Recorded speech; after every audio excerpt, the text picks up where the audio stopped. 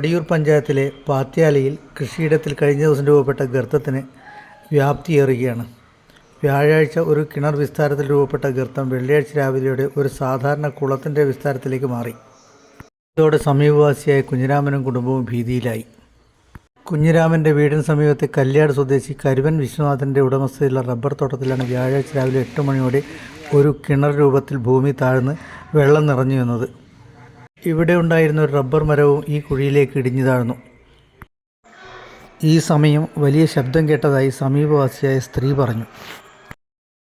ഒരു 8:30 സമയത്താണ് പെട്ടെന്ന് ഒരു സൗണ്ട് കേൾക്കുന്നത്. നോക്കുമ്പോൾ എന്താണെന്നൊന്നും കാണുന്നില്ല. മൊത്തത്തിലൂടെ നോക്കുമ്പോൾ ഒന്നും കാണുന്നില്ല. നമ്മൾ വിചാരിച്ച് പിന്നെ വെള്ളം കൂടിയിട്ടെങ്ങാനുള്ള സൗണ്ടാണ്. നോക്കുമ്പോൾ തിരമാല അടിക്കും പോലുള്ള സൗണ്ടെല്ലാം കേട്ട് പിന്നെ നോക്കുമ്പോൾ പെട്ടെന്ന് ഒരു മരം ചായിന്ന് അവിടെ ഒരു ഗർത്തം പോലെ വന്ന് ഇന്നലെ പകുതി പോലെ വെള്ളം ഉള്ളേന്. പിന്നെ വൈകുന്നേരം ആകുമ്പോഴത്തേക്ക് നിറയെ വെള്ളം വന്ന് പിന്നെ രാത്രി ഒരു 8-8:45 വീണ്ടും ഇതേപോലെ സൗണ്ട് കേൾക്കുന്നു. ഇതിൻ്റെ ഗർത്തത്തിൻ്റെ എല്ലാം ആഴം കൂടി. പിന്നെ നമ്മളെല്ലാം ഇവിടെ നിന്ന് പോവുകയായിരുന്നു. നമ്മൾ ഇവിടെ തന്നെ താമസിക്കാനുള്ളൊരു പേടിയുണ്ട്.